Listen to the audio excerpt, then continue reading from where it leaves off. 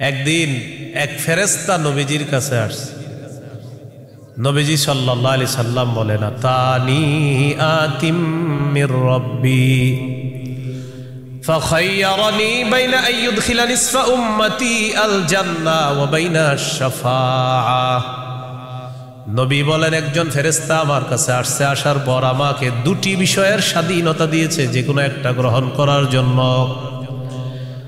ফেরেশতা আমাকে বলল, হাবিব, আপনি যদি চান আপনার অর্ধেক উম্মত আপনি জান্নাতে নিতে পারবেন, আর যদি চান আপনি সুপারিশ করতে পারবেন, তবে দুটি গ্রহণ করা আপনার জন্য। এই সুযোগ আপনি পাবেন না, যে কোনো একটি গ্রহণ করতে হবে। হয়তো অর্ধেক উম্মত জান্নাতে নিবেন, না হয় আপনি সুপারিশ গ্রহণ করবেন। আমাদের নবী বলেন, ইখতারতুশ শাফাআহ, আমি সুপারিশ করাটাই আল্লাহর থেকে গ্রহণ করে নিলাম। বলেন তবে, বলেন সবাই বলেন তবে। এই সুপারিশ শুধু তারাই পাবে যারা শিরিক করবে না। নবীজি বলেন, ওয়াহিয়া লিমান লা ইউশরিকু বিল্লাহি শাইআ, আমার সুপারিশ শুধু তারাই পাবে যারা আল্লাহর সাথে শিরিক করবে না, তারাই শুধু আমার সুপারিশ পাবে, অন্যরা কিন্তু আমার সুপারিশ পাবে না। সহিহ বুখারীর বর্ণনা 99 নম্বর হাদিসে আল্লাহর নবীর সাহাবী আবু হুরায়রা রাদিয়াল্লাহু তাআলা আন নবীকে প্রশ্ন করলেন, মান আসআদুন নাসি বিশাফাআতিকা ইয়াউমাল কিয়ামাতি ইয়া রাসূলুল্লাহ। হুজুর, কিয়ামতের ময়দানে আপনার সুপারিশের মাধ্যমে কোন ব্যক্তি সবচেয়ে সৌভাগ্যবান হবে আমাকে একটু বলেন। নবীজি বললেন, আবু হুরায়রা, আমি জানতাম তোমার আগে এই প্রশ্ন আমাকে কেউ করবে না। লিমা রাআইতু মিন হিরসিকা আলাল ইলম, ইলমের প্রতি তোমার যে আগ্রহ, বিদ্যার প্রতি তোমার যে আগ্রহ, আমি জানতাম তোমার আগে এই প্রশ্ন আমাকে কেউ করবে না, তুমি যেই প্রশ্নটা করছো। তো যেহেতু তুমি প্রশ্নটা করেই ফেলছো, উত্তরটা নাও। আসাদুন নাসি বিশাফাআতি ইয়াউমাল কিয়ামাতি মান ক্বালা লা ইলাহা ইল্লাল্লাহ খালিসাম মিন কিবালি নাফসি। কোন ব্যক্তি যদি দিল থেকে বলে লা ইলাহা ইল্লাল্লাহ, আর এই বিশ্বাস নিয়ে যদি মারা যায়, কিয়ামতের ময়দানে আমার সুপারিশের মাধ্যমে এই ব্যক্তি সবচাইতে সৌভাগ্যবান বান্দা হয়ে যাবে। কি শিখলাম বলেন? লা ইলাহা ইল্লাল্লাহ। তিরমিজির বর্ণনা 3592 নম্বর হাদিস। قال رسول الله صلى الله عليه وسلم ما عبد قال لا إله إلا الله مخلصا قط إلا فتحت له أبواب السماء حتى تفزع إلى العرش। নবীজি বলেন, কোন বান্দা যদি একবার ইখলাসের সাথে লা ইলাহা ইল্লাল্লাহ পাঠ করে, আল্লাহর আসমানের সবগুলা দরজা খুলে দেওয়া হয়, তার লা ইলাহা ইল্লাল্লাহ যেন আরশ পর্যন্ত পৌঁছে যায়। তাওহীদের কয় শর্ত ভুলে গেছে? কয় শর্ত? 1 নম্বর, আল্লাহ ছাড়া ইলাহ নাই, এই বিশ্বাস নিয়ে মরতে হবে। 2 নম্বর, আল্লাহ ছাড়া কোনো ইলাহ নাই, এই কথায় সামান্য সন্দেহ করা যাবে না। সূরা হুজুরাতের 15 নম্বর আয়াতে আল্লাহ বলেন, ইন্নামাল মুমিনুনা আল্লাযীনা আমানু বিল্লাহি ওয়া রাসূলিহি সুম্মা লাম ইয়ারতাবু ওয়া জাহাদু বিআমওয়ালিহিম ওয়া আনফুসিহিম ফী সাবিলিল্লাহ উলাইকা হুমুস সাদিকুন। আল্লাহ তাআলা বলেন, প্রকৃত ঈমানদার হলো তারা যারা আল্লাহকে বিশ্বাস করে, রাসূলকে বিশ্বাস করে, সামান্য সন্দেহ করে না। ওয়া জাহাদু বিআমওয়ালিহিম ওয়া আনফুসিহিম ফী সাবিলিল্লাহ, যারা নিজেদের জান-মাল নিয়ে আল্লাহর রাস্তায় লড়াই করে। আল্লাহ বলেন, উলাইকা হুমুস সাদিকুন, আমি আল্লাহ তাদেরকে কোরআনে খাঁটি সত্যবাদী বলে ঘোষণা করলাম। এরা খাঁটি সত্যবাদী, আল্লাহকে বিশ্বাস করে, রাসূলকে বিশ্বাস করে, একটু সন্দেহ করে না। 3 নম্বর শর্ত, লা ইলাহা ইল্লাল্লাহ, আমি মুখে উচ্চারণ করলাম আল্লাহ ছাড়া কোনো ইলাহ নাই, অন্তরেও বিশ্বাস করা। মুখে বললাম আল্লাহ ছাড়া কোনো ইলাহ নাই, অন্তরে যদি ঝামেলা থাকে এটা হবে মুনাফিক মার্কা শয়তান, নেফাকি হবে। এটা কি হবে বলেন তো, সবাই বলেন কি হবে? নেফাকি হবে। মুখে বলতে হবে, অন্তরেও স্বীকার করতে হবে। সূরাতুল ফাতহির 11 নম্বর আয়াতে আল্লাহ বলেন, ইয়াকুলুনা বিআলসিনাতিহিম মা লাইসা ফি কুলুবিহিম, তারা তাদের মুখ দিয়ে এমন কথা বলে যা তাদের অন্তরের কথা না। তাহলে বলেন তো তাওহীদের 3 নম্বর শর্ত, মুখে বললাম একটা আর অন্তরে আরেকটা, শর্ত পূরণ হবে? মুখে যা বলবো অন্তরেও তা যদি হয়, এটা 3 নম্বর শর্ত পূরণ হবে। অন্তরে যদি ঈমান সরিষার দানা পরিমাণও হয়, একদিন জান্নাতে যাবে। সহিহ বুখারীর 44 নম্বর হাদিস, ক্বালা রাসূলুল্লাহ সাল্লাল্লাহু আলাইহি ওয়াসাল্লাম, ইয়াখরুজু মিনান নার মান ক্বালা লা ইলাহা ইল্লাল্লাহ ওয়া ফি কলবিহি ওয়াজনু শাঈরাতিন মিন খায়র ওয়া ফি কলবিহি ওয়াজনু বুররাতিন মিন খায়র ওয়া ফি কলবিহি ওয়াজনু দাররাতিন মিন খায়র। নবীজি বলেন, কার অন্তরের মধ্যে যদি গম পরিমাণ, জব পরিমাণ, সরিষার দানা পরিমাণ ঈমান থাকে, গম পরিমাণ, জব পরিমাণ, সরিষার দানা পরিমাণ ঈমান, এই মানুষটা যদি বিভিন্ন অপরাধের কারণে জাহান্নামের সাজা ভোগ করতেও হয়, জাহান্নামের সাজা ভোগ করার পর আমি নবী বলে দিলাম একদিন জাহান্নাম থেকে বের হয়ে ওই সরিষা পরিমাণ ঈমানের কারণে আল্লাহর জান্নাতে প্রবেশ করবে। খাঁটি ঈমান, বিশুদ্ধ ঈমান, এটার মধ্যে কোনো ঝামেলা করা যাবে না। আল্লাহ কথাগুলা বোঝার তৌফিক দান করেন। 4 নাম্বার শর্ত, সবচেয়ে বেশি আল্লাহকে ভালোবাসা। বলেন কাকে ভালোবাসা? সবাই আমার সাথে বলেন, সাধারণত বলেন। আমরা 8টি জিনিসকে বেশি ভালোবাসি, 8 জিনিসের প্রতি আমাদের মহব্বত খুব বেশি। এই 8 জিনিসের চাইতেও আল্লাহকে, রসুলকে বেশি ভালোবাসতে হবে। কয় জিনিসের প্রতি টান আছে বেশি? 8 জিনিসের কথা আল্লাহ বলছে সূরা তাওবা 24 নম্বর আয়াত। আমি প্রথম আয়াতটা পড়ি, এরপর অনুবাদ করব, আমরা সবাই বলব।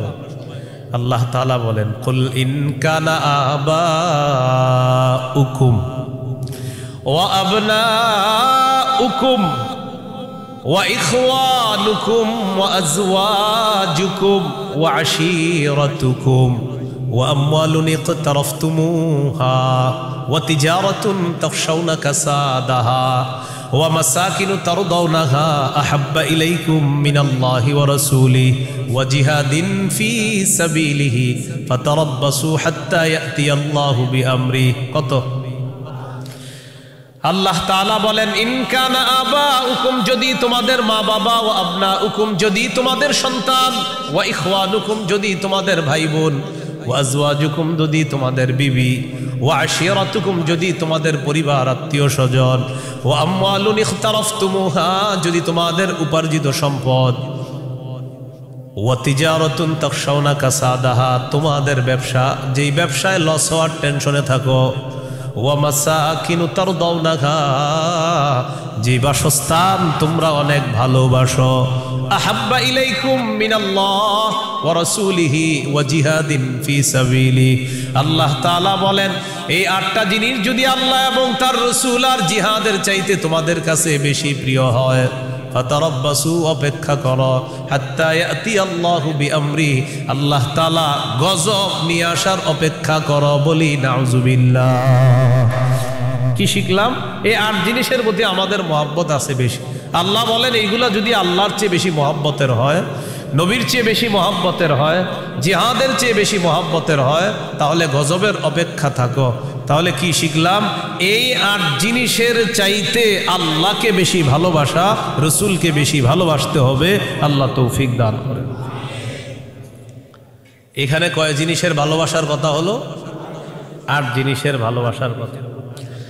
এবার আমার সাথে বলেন, সাধারণত মৌলিকভাবে দুইটা জিনিস আমাদেরকে আল্লাহর থেকে দূরে রাখে।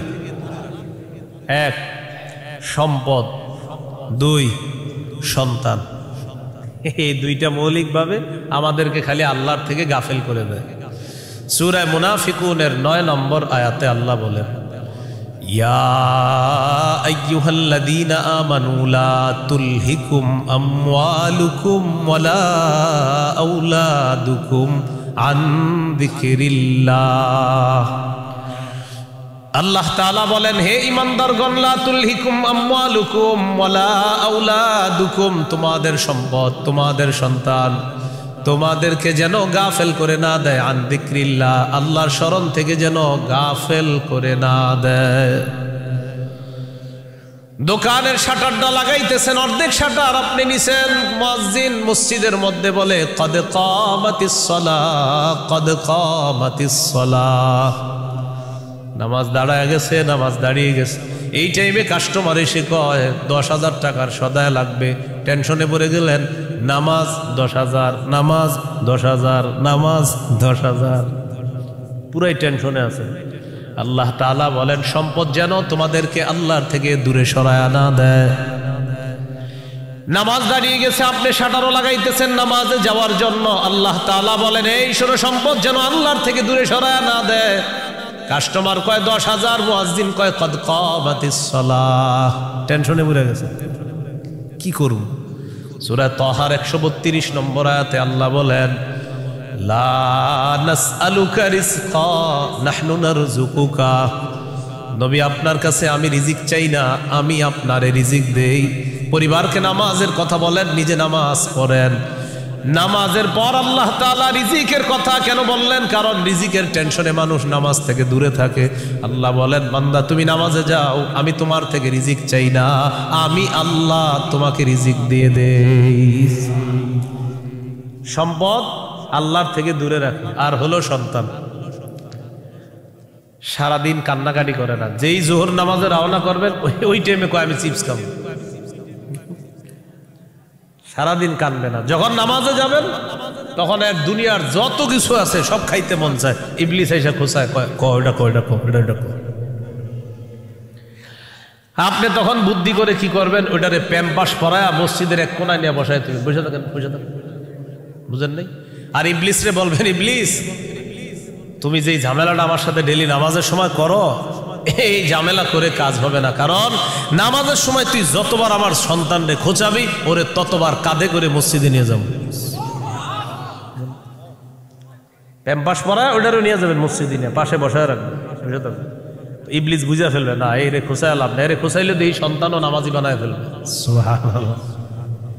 সম্পদ, সন্তান আল্লাহর থেকে আমাদেরকে দূরে রাখে। প্রিয় ভাইয়েরা, এই দুই জিনিস যেন আমাদের ভিতরে এত মহব্বত গালেব না হয় যে এই দুই জিনিস এত পরিমাণ মহব্বত করতে গেলাম, আল্লাহকে ভুলে গেলাম, রসুলকে ভুলে গেলাম, আখেরাত ভুলে গেলাম। এমনটা ভালোবাসি, সন্তান ভালোবাসি, মা ভালোবাসি, বাবা ভালোবাসি, ঠিক, কিন্তু এর চেয়ে বেশি ভালোবাসি আল্লাহ।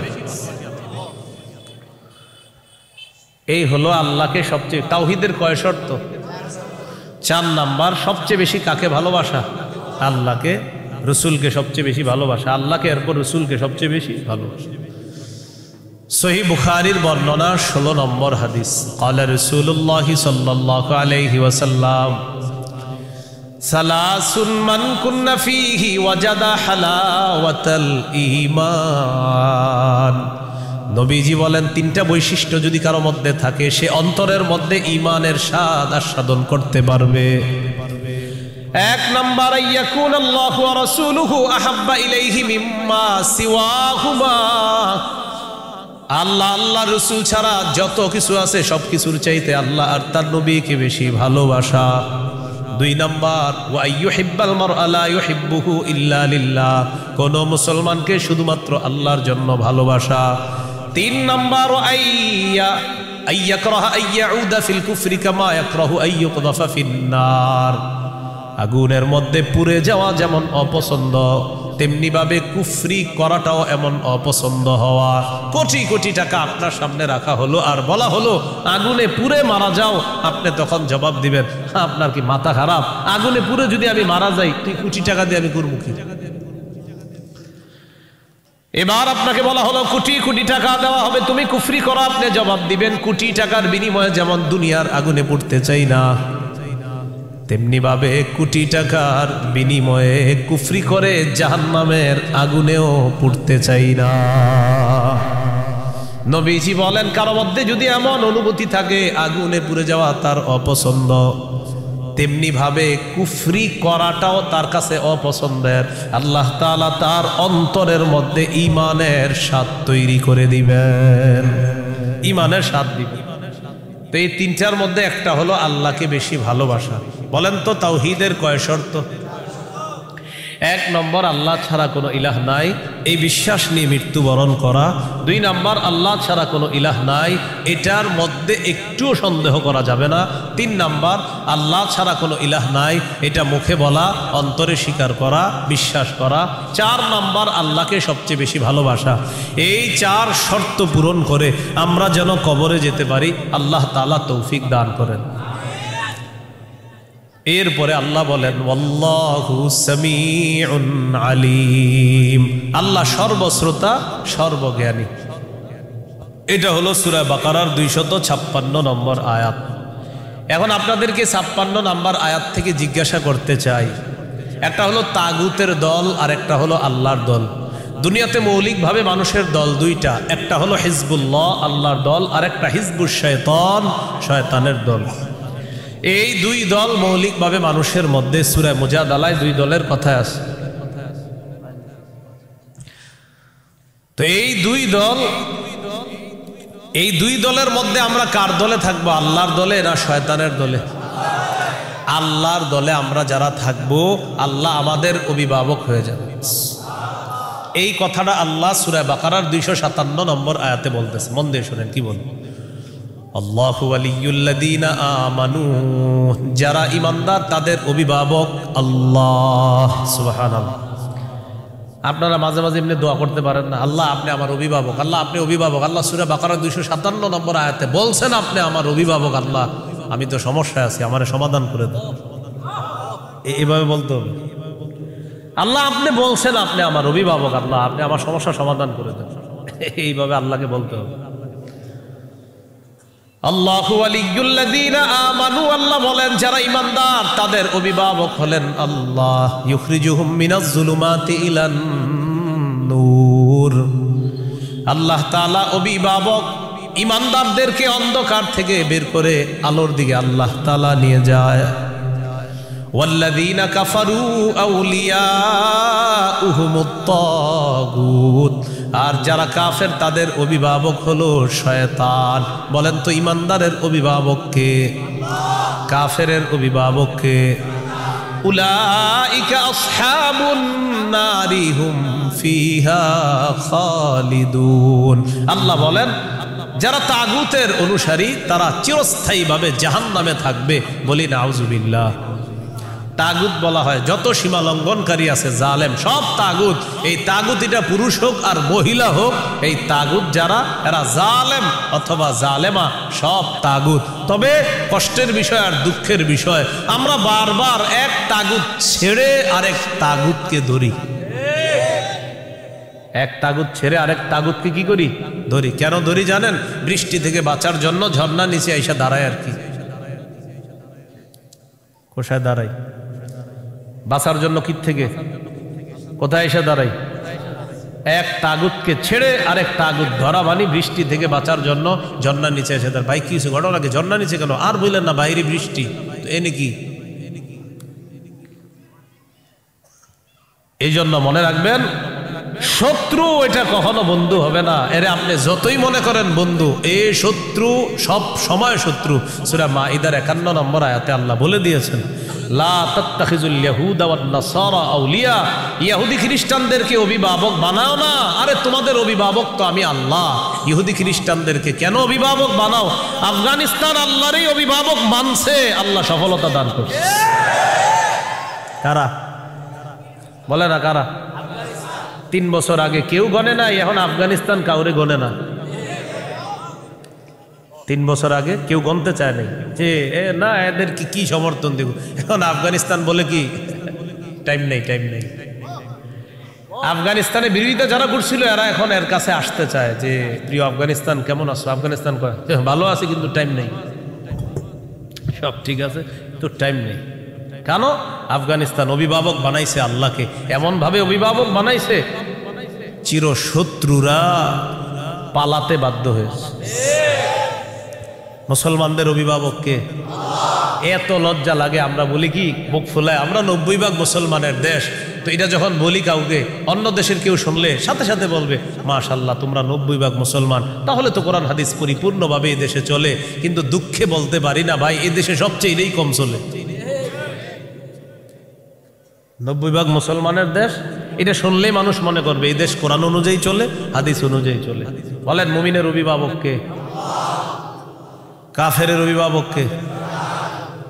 তাহলে আমাদের অভিভাবককে? কাফেরদের অভিভাবককে? কাফেররে কি বন্ধু বানাবো? এই জন্য কাফেরের অভিভাবক বানানো যাবে না। এদেরকে যতবার অভিভাবক বানাবেন এরা এক তাগুতকে সরাবে আর এক তাগুতকে বসাবে।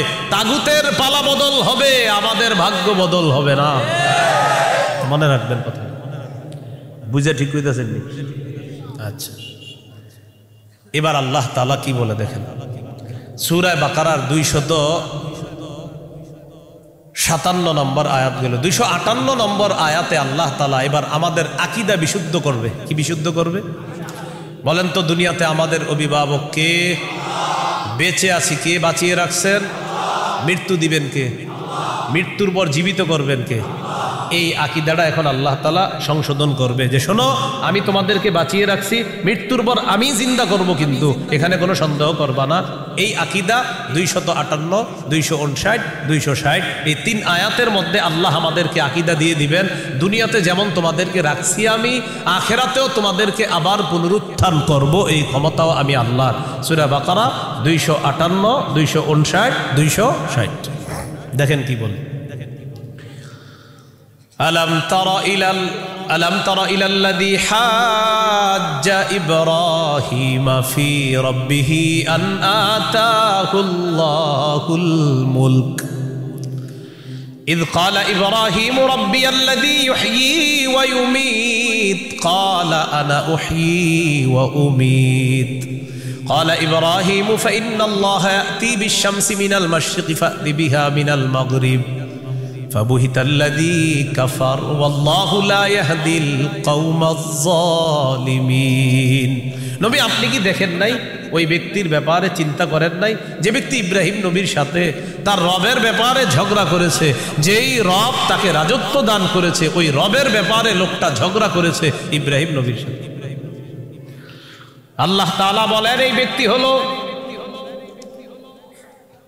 বাবেল শহরের বাদশাহ নমরুদ। ইব্রাহিম নবীর সাথে ঝগড়া লাগছে, এই কারণে নমরুদকে আল্লাহ তাআলা রাজত্ব দান করছে। রাজত্ব পাওয়ার পর নমরুদ কয় আমি খোদা।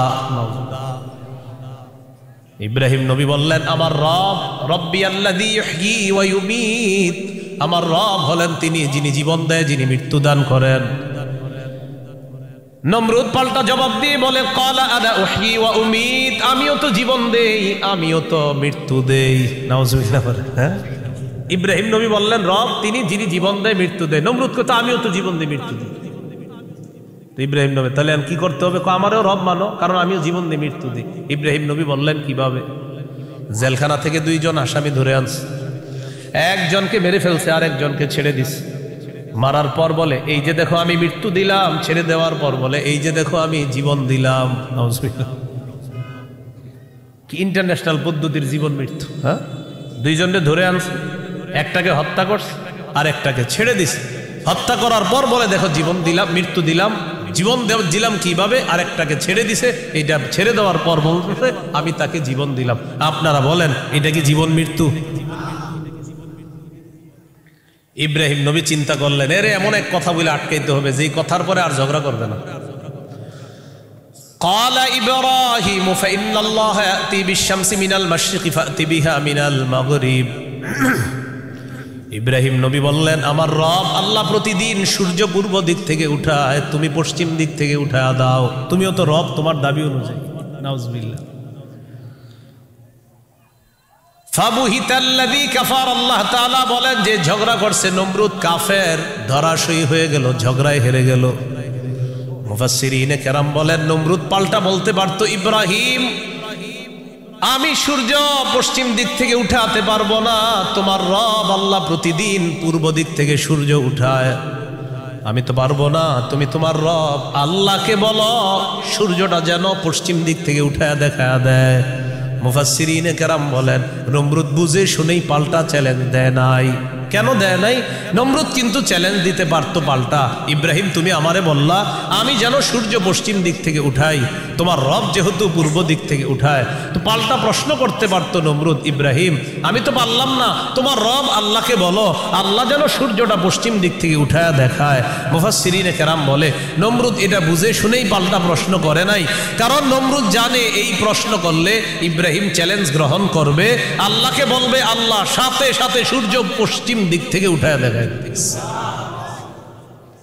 আর এটা যদি করে ফেলে নমরুদের দল ছোট হয়ে যাবে, হালকা হয়ে যাবে। এই জন্য নমরুদ আর পাল্টা চ্যালেঞ্জ দেয় নাই। বলেন তো নমরুদকে রাজত্ব দিয়েছিল কে? দেওয়ার পর বলে আমি খোদা। কি বলে? আমি খোদা।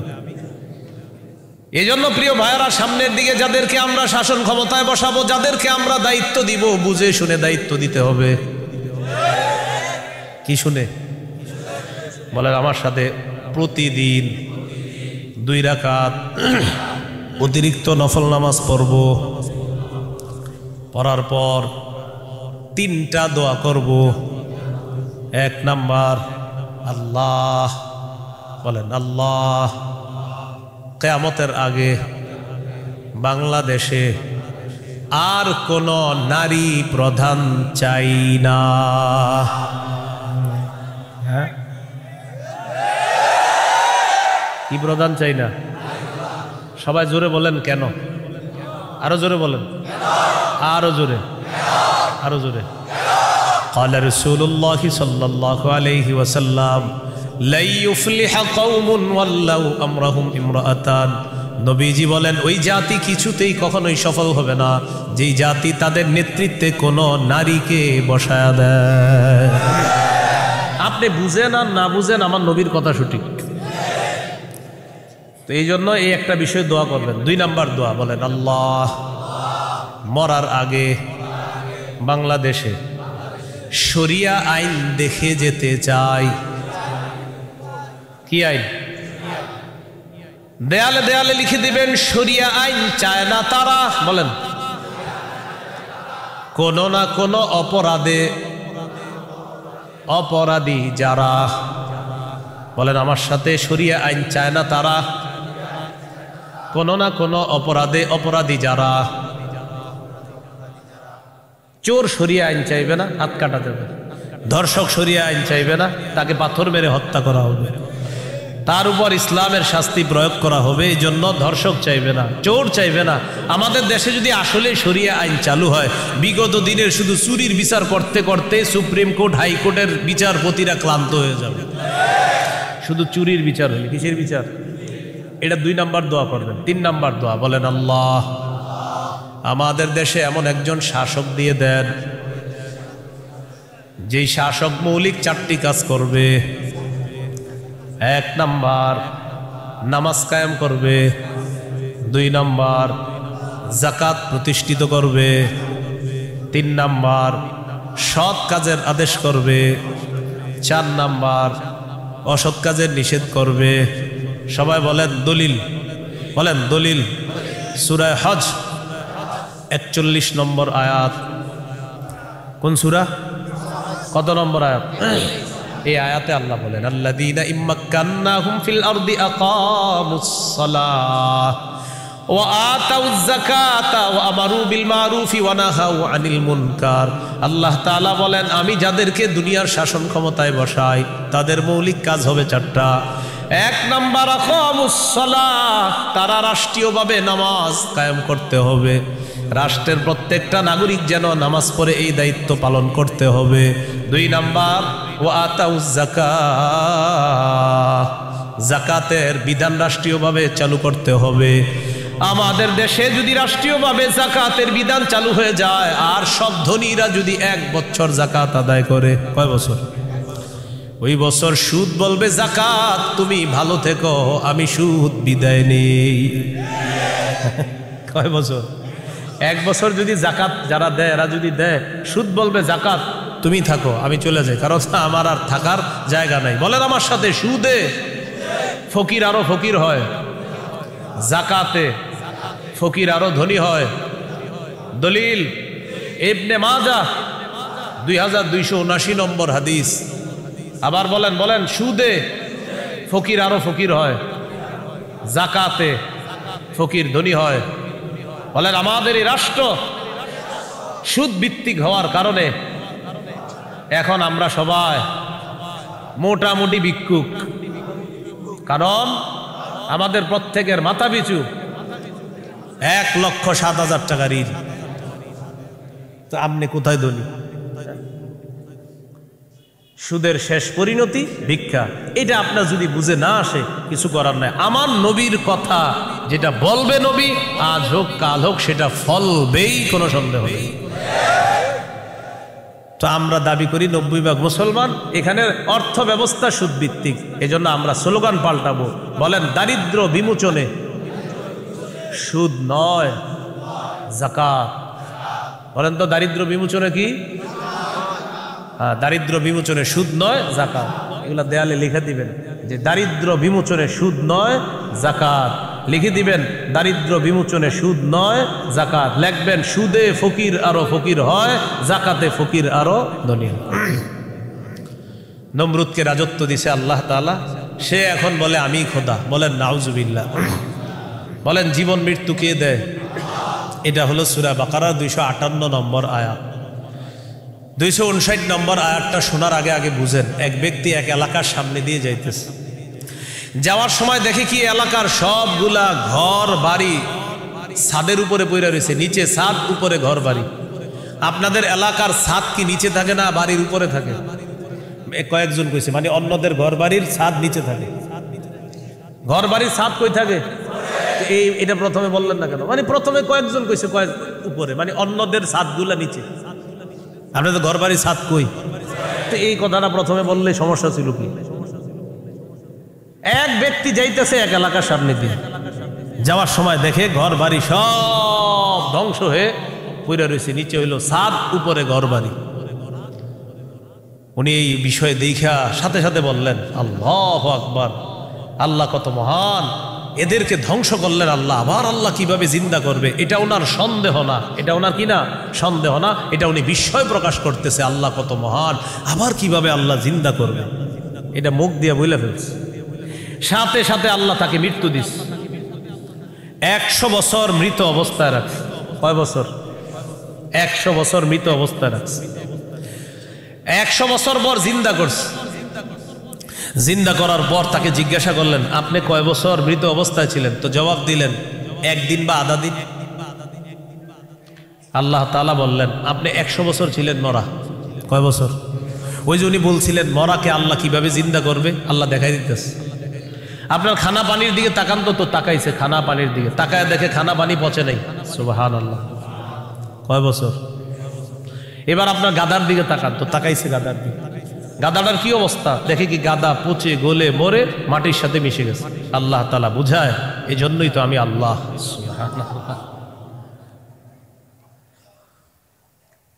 এবার আল্লাহ তাআলা বললেন দেখেন গাদার অস্থিগুলা মাটির সাথে মিশে গেছে, আমি এগুলারে উঠাই। তো হাড্ডি উঠাইছে, উঠানোর পর এটার উপরে আল্লাহ গোস্তের প্রলেপ দিয়ে এটার মধ্যে প্রাণ সঞ্চার করে আবার গাদা জিন্দা করে দিচ্ছে। বলেন মৃতকে জিন্দা করে কে? এই কথাটাই আল্লাহ তাআলা বলেন আও কাল্লাযী মাররা আলা ক্বরিয়াতি ওয়া হিয়া খাবিয়াতুন আলা উরুশিহা। অথবা নবী আপনি কি ওই ব্যক্তির ব্যাপারে চিন্তা করেন নাই যে ব্যক্তি এক এলাকার সামনে দিয়ে গেছে, যাওয়ার সময় দেখে এলাকার সবগুলা ঘর বাড়ি ছাদের উপর পড়া, এর মানে ঘর বাড়িগুলা সব ধ্বংস। ক্বালা আন্না ইউহয়ী হাযিহিল্লাহু বা'দা মাউতিহা, তখন তিনি বললেন আল্লাহ তাআলা কিভাবে তাদেরকে মৃত্যুর পর আবার পুনরায় জিন্দা করবেন।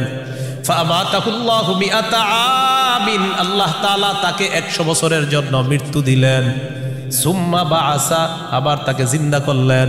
করার পর আল্লাহ বললেন ক্বালা কাম লাবিস্তা, কতদিন আপনি এইভাবে মৃত অবস্থায় কাটিয়েছেন? তিনি জবাব দিলেন লাবিস্তু ইয়াওমান আও বা'দা ইয়াওম, একদিন বা আধা দিন আমি মৃত অবস্থায় ছিলাম। কয়দিন না আপনারা বলেন আসলে কয় বছর? আল্লাহ তাআলা বলেন ক্বালা বাল লাবিস্তা মিআতা আমিন ফানজুর ইলা তাআমিকা ওয়া শারাবিকা লাম ইয়াতাসান্না, আপনি 100 বছর মরা ছিলেন, খানার দিকে তাকান, পানির দিকে তাকান, লাম ইয়াতাসান্না, পচে নাই। সুবহানাল্লাহ। ওয়ানজুর ইলা হিমারিকা, গাদাটার দিকে তাকান, গাদার দিকে তাকাইছে, তাকায় দেখে পচে গলে মাটির সাথে মিশে গেছে। আল্লাহ তাআলা বলেন জানেননি কেন আপনাকে আমি মৃত্যু দিলাম, আবার 100 বছর পর আপনাকে আমি কেন জিন্দা করলাম?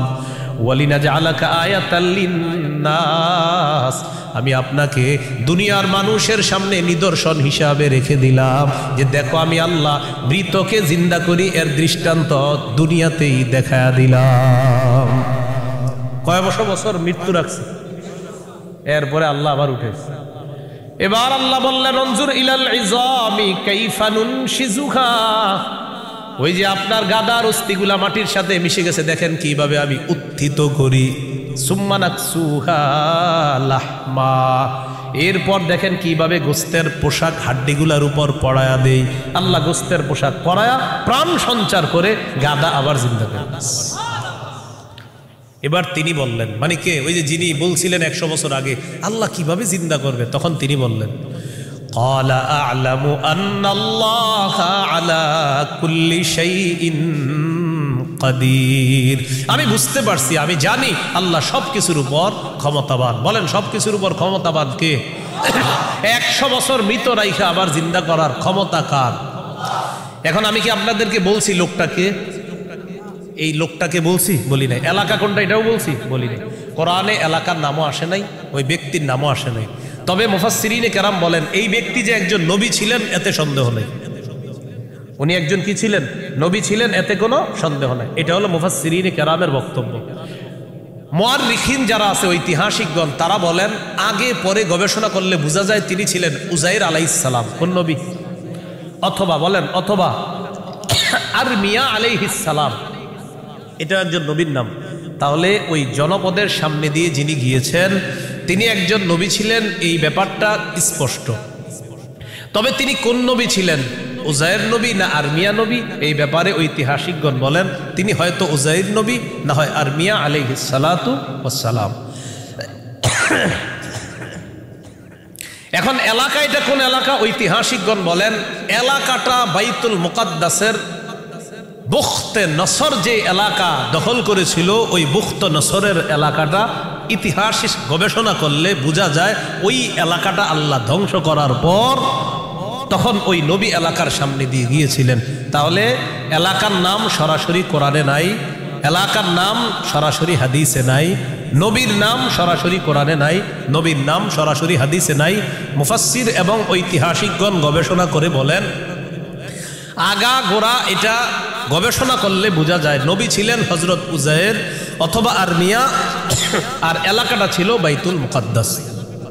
এই হলো সূরা বাকারার 259 নম্বর আয়াত। সূরা বাকারার 260 নম্বর আয়াত। এই আয়াতেও আল্লাহ আমাদের আকীদা স্বচ্ছ করবে যে দেখো দুনিয়াতে আমি তোমাদেরকে জিন্দা রাখছি, আবার আমি মৃত্যু দিব, আবার তোমাদেরকে পুনরুত্থান করব, এই ক্ষমতা। বিসমিল্লাহির রহমানির রহিম। আল্লাহুম্মা লাকাল হামদু ওয়া লাকাশ শুকর। সূরা বাকারা 260 নম্বর আয়াত আল্লাহ বলেন وَإِذْ قَالَ إِبْرَاهِيمُ رَبِّ أَرِنِي كَيْفَ تُحْيِي الْمَوْتَى قَالَ أَوَلَمْ تُؤْمِنْ قَالَ بَلَى وَلَكِنْ لِيَطْمَئِنَّ قَلْبِي قَالَ فَخُذْ أَرْبَعَةً مِنَ الطَّيْرِ فَصُرْهُنَّ إِلَيْكَ ثُمَّ اجْعَلْ عَلَى كُلِّ جَبَلٍ مِّنْهُنَّ جُزْءًا ثُمَّ ادْعُهُنَّ يَأْتِينَكَ سَعْيًا وَاعْلَمْ أَنَّ اللَّهَ عَزِيزٌ حَكِيمٌ। স্মরণ করুন ওই সময়কে যখন ইব্রাহিম নবী বললেন রব্বি আরিনি কাইফা তুহিল মাউতা, আল্লাহ আপনি আমাকে দেখান আপনি কিভাবে মৃতকে জিন্দা করেন। আল্লাহ তাআলা বললেন ক্বালা আওয়ালাম তুমিন, ইব্রাহিম আপনি কি বিশ্বাস করেন না? ইব্রাহিম নবী জবাব দিলেন ক্বালা বালা ওয়ালাকিন লিয়াতমাইন্না কলবি, আল্লাহ অবশ্যই বিশ্বাস করি, তবে আমার অন্তরের প্রশান্তির জন্য আমি জানতে চাই আল্লাহ আপনি কিভাবে মৃতকে জিন্দা করেন। ভাই 259 আর 260 নম্বর আয়াতে একটা বিষয় কিন্তু মনে রাখেন, আমি আবার বারবার বলতেছি কথাটা। 259 নম্বর আয়াতে ওই যে নবী বললেন আল্লাহ কিভাবে মৃতদেরকে জিন্দা করবেন, এটা কিন্তু নবীর সন্দেহ না। আবার বলছি এটা কি না? সন্দেহ না, বলেন বিস্ময়, কি উনি আশ্চর্য হচ্ছেন। আবার 260 নম্বর আয়াতে ইব্রাহিম নবী বলতেছে আল্লাহ আপনি আমারে দেখান কিভাবে মৃতকে জিন্দা করেন, এটাও ইব্রাহিম নবীর সন্দেহ না, বরং ইব্রাহিম নবী অন্তরকে শান্তি দিতে চায় আল্লাহ আপনি যে মৃতকে জিন্দা করেন এটা দেখলে আমার দিলে একটু ভালো লাগতো, শুধু এই কারণে আমি দেখতে চাই। তাহলে বিষয়টা কি সন্দেহ? নাউজুবিল্লাহ, কোন নবী সন্দেহ করতে পারে না। তো আল্লাহ তাআলা বললেন ক্বালা ফাকুজ আরবাতাম মিনাত তায়র, ইব্রাহিম আপনি 4টা পাখি ধরেন, ফাসুরহুন্না ইলাইকা, এই 4টি পাখি আপনি বসে আনেন, আপনার আয়াতে আনেন।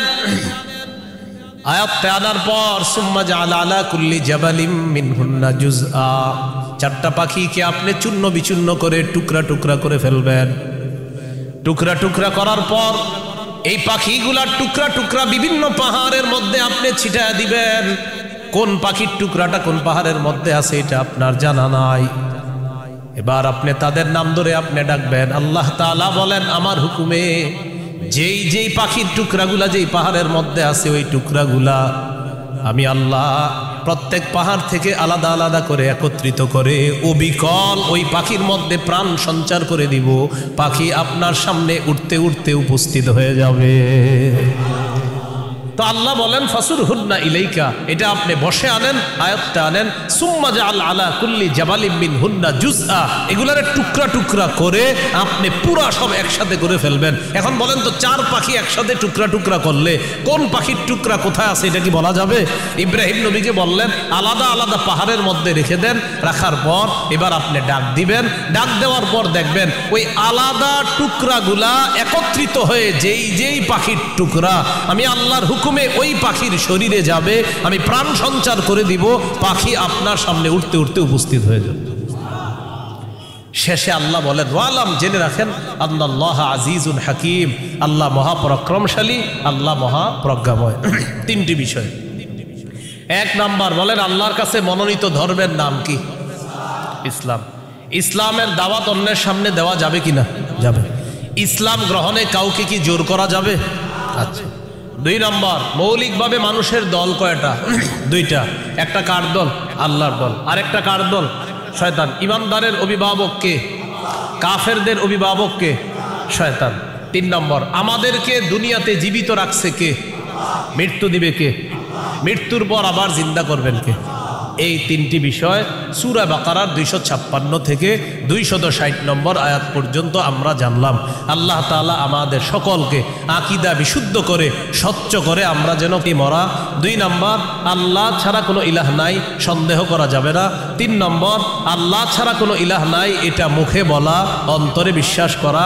4 নম্বর আল্লাহ ছাড়া কোনো ইলাহ নাই, এই কথা তখন প্রমাণ হবে যদি আমি সবচেয়ে বেশি আল্লাহকে ভালোবাসি। বলেন তো কয় জিনিসকে সাধারণত বেশি ভালোবাসি আমরা? 8 জিনিস। এই 8 জিনিস থেকেও কাকে বেশি ভালোবাসতে হবে? আল্লাহ। আল্লাহ তাআলা আমাদের সকলকে আজকের সূরা বাকারার 256 থেকে 60 নম্বর আয়াত পর্যন্ত মূল 3টি কথা ছিল।